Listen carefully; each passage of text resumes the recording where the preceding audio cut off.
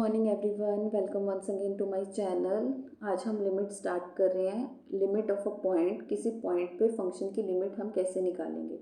ठीक है, किसी भी पॉइंट पे अगर हमें फंक्शन की लिमिट निकालनी है तो हमें उस पॉइंट के नेबरहुड में फंक्शन को चेक करना पड़ेगा। लेफ्ट हैंड लिमिट लेनी पड़ेगी, राइट हैंड लिमिट लेनी पड़ेगी।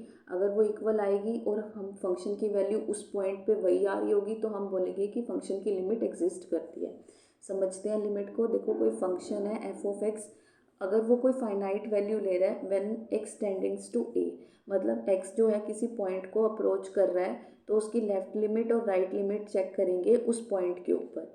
ठीक है, ये तो बेसिक डेफिनेशन है, लेकिन हम पूरी की पूरी लिमिट का चैप्टर जो है वो हम ट्रिक्स के सॉल्व करेंगे, रिजल्ट्स को याद रखेंगे और डायरेक्ट ट्रिक्स लगा के अपने आंसर अपनी लिमिट तक पहुंच जाएंगे। क्लियर हो गया ये concept. Now formula number 1, first formula है जो हमें याद रखना है वो है क्या, अगर साइन एक्स अपॉन एक्स है और limit x tendings to zero है। अगर limit x tending to zero है, साइन एक्स अपॉन एक्स है, मतलब साइन का एंगल और नीचे वाला जो डिनोमिनेटर है वो सेम है, तो हमेशा आंसर 1 आएगा।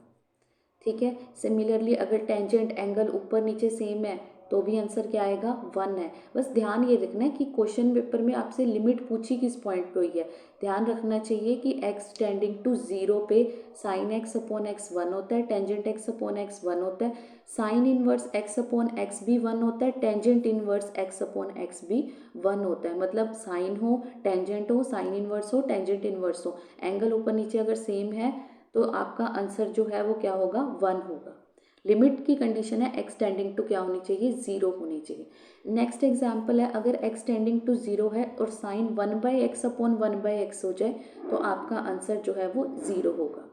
याद हो जाएगा रिजल्ट। वैसे इनको निकालने के मेथड है हम +1 +2 में करते हैं, लेकिन हमें फॉर्मूलेस को, क्योंकि हमें जल्दी से पेपर कंप्लीट करना है तो हम इनको डायरेक्ट याद रखेंगे। ठीक है, पेपर में डायरेक्ट भी पूछे जाते हैं। नेक्स्ट है हमारे पास limit x tending to 0 cos x. Sine हो गया, टेंजेंट हो गया, उन पे तो एक्सटेंडिंग टू 0 पे 1 आंसर आएगा, लेकिन कोस होएगा और लिमिट एक्सटेंडिंग टू 0 होगी तो आंसर हमेशा क्या आएगा, 1। ठीक है, एक्सटेंडिंग टू 0 कोस सिंगल होना चाहिए, डिनोमिनेटर की बात नहीं हो रही, तो कोस एक्स की वैल्यू 0 पे क्या होगी, 1 होगी। नेक्स्ट हमारे पास जो रिजल्ट है, रिजल्ट नंबर 3, अगर n टेंडिंग टू इन्फिनिटी जा रहा है लिमिट और a raise to power n है, a क्या है, अब देखो कंडीशन है, अगर a की वैल्यू -1 से 1 के बीच में होगी, n कुछ भी हो, n tending to infinity, a की वैल्यू -1 से 1 के बीच में होगी तो आंसर आएगा 0। a की वैल्यू ग्रेटर देन 1 होगी, positive, n tend to infinity, infinity आएगा। a की वैल्यू लेस देन -1 होगी तो वो डिनोमिनेटर में फिर वो एग्जिस्ट ही नहीं करेगी। ठीक है, और अगर a की वैल्यू 1 होगी, 1 की पावर इन्फिनिटी क्या हो जाएगी, इनडिटर्मिनेंट फॉर्म हो जाएगी। इसको याद रखना, ये भी डायरेक्ट रिजल्ट पूछा जाता है। नेक्स्ट है हमारे पास fourth very important topic, very very very important, इससे रिलेटेड क्वेश्चंस भी हम करेंगे। इसमें क्या है, देखो अगर limit x tending to A, x की पावर n, वेरिएबल की power n minus A raise to power n, और देखो ऊपर पावर में है, डिनोमिनेटर में सिंगल है विदाउट पावर, तो आपने क्या करना है, जो ये नेक्स्ट नंबर है इसका आपने डिफ्रेंशिएशन कर देना है, n इंटू ए की पावर n-1। कहने का मतलब अगर ऊपर नीचे सेम है, ऊपर पावर है और नीचे पावर नहीं है, तो आपने जो पीछे वाला नंबर दे रखा है ना उसका डिफ्रेंशिएशन फॉर्म में n पावर आगे आ जाएगी, a की पावर n-1, सीधा डायरेक्ट रिजल्ट याद रखना है। एक और एग्जांपल देख लेते हैं। देखो ऊपर पावर है, नीचे भी पावर है, अब मिसिंग क्या है, विदाउट पावर वाली टर्म मिसिंग है, या तो उन दोनों से मल्टीप्लाई करके वो कर लो, नहीं तो डायरेक्ट रिजल्ट याद रखो। ऊपर वाले का करोगे तो m की पावर m आगे, a की पावर m-1 है ना, नीचे वाले का करोगे तो n आगे, a की पावर n-1, इसको कंबाइन कर लेना तो आपका आंसर आ जाएगा m/n। क्या आंसर आ जाएगा इसका, m/n a की पावर m-n। जब आप डिनोमिनेटर सेम करोगे, बेस सेम है, डिनोमिनेटर है तो डिवाइड का साइन है तो पावर्स गेट सब्ट्रैक्टेड और आपका आंसर आ जाएगा m/n a की पावर m-n। क्लियर हो गया ये 5 फॉर्मूलेज हैं। इसके बाद नेक्स्ट जो हमारे पास फॉर्मूले हैं ये भी मोस्ट इम्पॉर्टेंट है। कई बार ना पेपर में डायरेक्ट फॉर्मूले बेस्ड पे ही आंसर निकल रहा होता है, उसमें लंबी कैलकुलेशन नहीं। और कोई भी वन डे एग्जाम हो, कोई भी कॉम्पिटिटिव एग्जाम हो, तो उसमें फॉर्मूलाज बेस्ड क्वेश्चंस आते हैं जिसमें आपको सॉल्व नहीं करना होता, सीधा ट्रिक से हेल्प से आंसर तक पहुंचना होता है। तो नेक्स्ट क्वेश्चन नंबर 6 जो है हमारे पास, इसमें देखो 1 + x की पावर m। अब देखो अगर इसको हम पिछले वाले पॉइंट से मिलाने की कोशिश करें, हमने कहा था ऊपर नीचे अगर पावर हो 1 को तो मैं 1 की पावर m लिख सकती हूँ, है ना। लेकिन नीचे जो है वो 1 + x माइनस नहीं है, तो एक बार 1 को ऐड किया और सब्ट्रैक्ट किया, मतलब उस फॉर्म में लेके आना है जो अभी हमने फॉर्म 4th पढ़ी थी। अगर उस फॉर्म में आप अपने क्वेश्चन को बना सकते हो ऐड करके सब्ट्रैक्ट करके, तो कुछ नहीं करना, जो पीछे वाला नंबर है, पीछे वाला नंबर क्या है 1 की पावर m, है ना, 1 की पावर m, तो इसको m आगे आ जाएगा 1 की पावर m-1, तो 1 की पावर कुछ भी हो आंसर क्या आ जाएगा m आ जाएगा। ठीक है, ये भी बिल्कुल उसी वाले पे बेस था जो अभी हमने पीछे देखा था। नेक्स्ट है सेवेंथ एग्जाम्पल में देखो a की पावर x-1/x। इसमें क्या है a की पावर x, ये आपको याद रखना है, a की पावर x-1/x, इसका आंसर होता है log a। क्या होता है इसका, log बेस e, और वो कितना आ जाएगा log a। जो यहाँ लिखा होगा ना a की पावर में लिखा हुआ है वही आंसर आएगा log a। ठीक है, अब यहाँ पे देखो e की पावर x-1, तो आंसर क्या हो जाएगा log e। a था तो a आ गया, e था तो e आ गया। ठीक है, हो जाएगा याद। नेक्स्ट देखो हमारे पास अगर log 1 + x/x, अगर कभी भी ऐसी फॉर्म दिख जाए ना 1 + x/x, तो उसका आंसर e होता है, याद रखना। ये कहीं पे भी आपको 1 + x/x की फॉर्म मिल जाए तो उसका आंसर e होता है। log लगा हुआ है इस साइड तो log इस साइड भी लग जाएगा। क्लियर हो गया, चलें आगे। नेक्स्ट है हमारे पास रिजल्ट नंबर 10, वही 1 + x। अगर ये कई बार इंपॉर्टेंट है, ये कई बार पूछा जाता है। देखो जो पावर है और जो अंदर है वो एक दूसरे के रेसिप्रोकल में होने चाहिए। यहाँ x नीचे है, जो पावर है वो 1 आ रही है, तो आंसर आएगा e। ऐसे ही रिजल्ट याद रखना है। अब यहाँ पे x ऊपर है और पावर 1 है, मतलब एक दूसरे के रेसिप्रोकल हो गई ना, नीचे x ऊपर x यहाँ पे और उधर 1 में, तो भी इसका आंसर क्या आ जाएगा e आ जाएगा।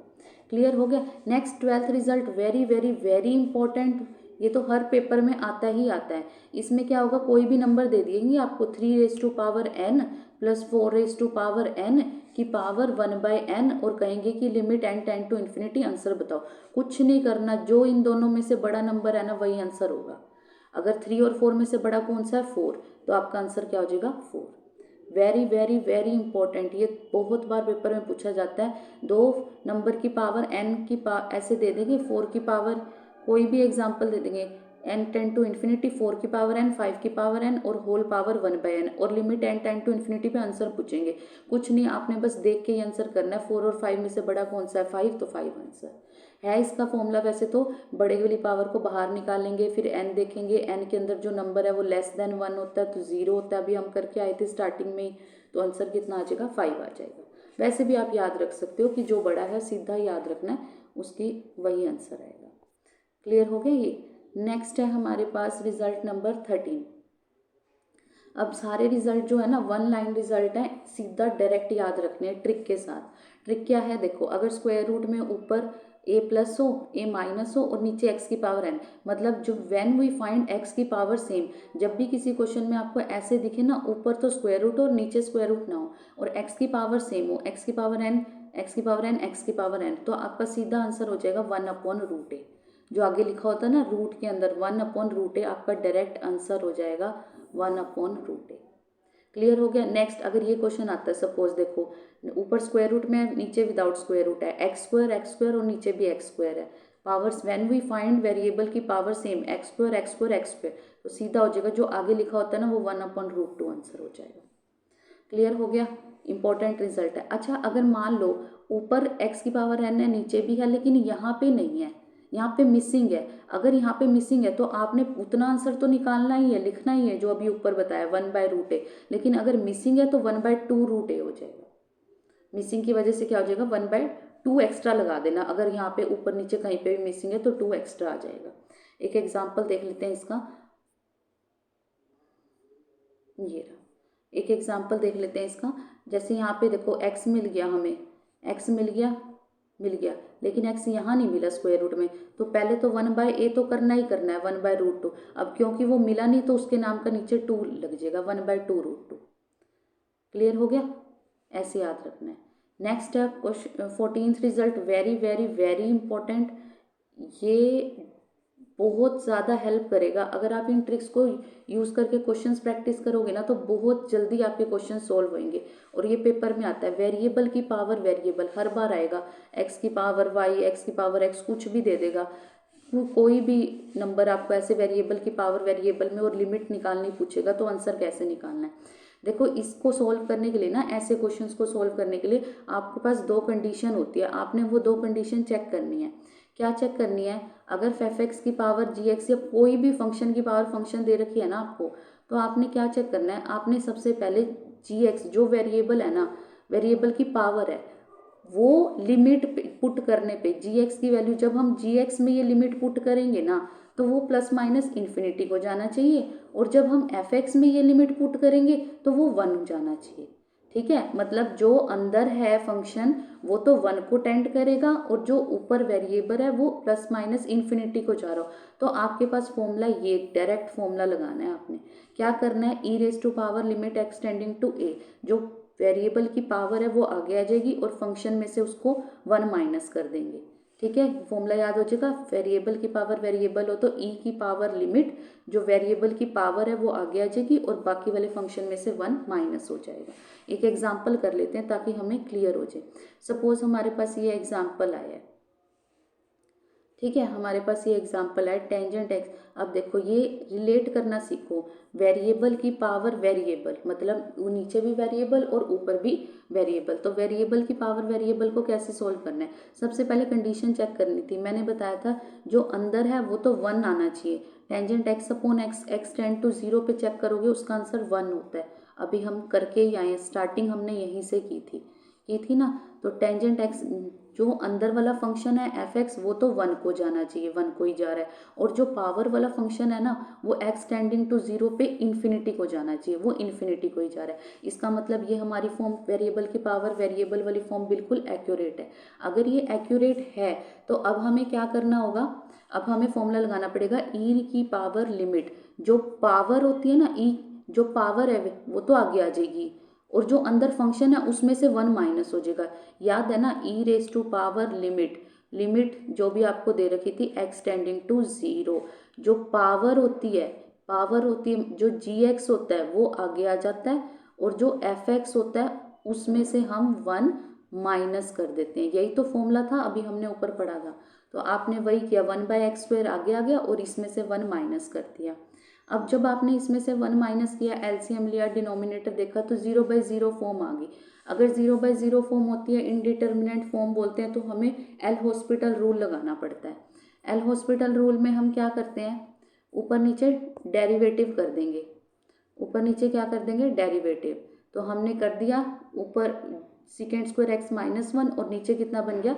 3x²। ये क्या होता है? Tangent square x/3x²। तो e रेज टू पावर, अब देखो 1 बाय क्या हो जाएगा जब x टेंजेंट, ये तो 1 बन गया ना सारा, टेंजेंट x/x हमने पढ़ा ही था, ये तो 1 बन गया, तो आंसर कितना आ गया? e raise to power 1/3। ऐसे हमें सोल्व करना है। अच्छा, मान लो किसी क्वेश्चन में अगर यही फॉर्म है, वेरिएबल की पावर वेरिएबल है, लेकिन कंडीशन फेल हो रही है, यानी का मतलब f(x) 1 को नहीं जा रहा और gx जो है वो इन्फिनिटी को नहीं जा रहा, तो उस केस में हमारे पास आंसर हो जाएगा e raise to power limit gx, उसमें क्या करते थे? f(x) - 1, इसमें करेंगे log f(x). ठीक है, e raise to power limit x tending to a, gx power आगे ही आएगी और f(x) की log f(x) हो जाएगा ये। ठीक है, अब इन पे क्वेश्चन हम प्रैक्टिस कर सकते हैं। नेक्स्ट है 16th इंपॉर्टेंट रिजल्ट, अगर mod x/x है और x टेंडिंग टू इन्फिनिटी है तो उसका आंसर हमेशा 1 होगा। ठीक है, ये याद रखना है, mod x/x अगर x टेंडिंग टू इन्फिनिटी होगा तो आंसर क्या होगा? 1 होगा। नेक्स्ट 17 रिजल्ट क्या कह रहा है? अब यहाँ से थोड़े ध्यान देंगे क्योंकि यहाँ से ट्रिक बहुत इजीली बन जाएगी।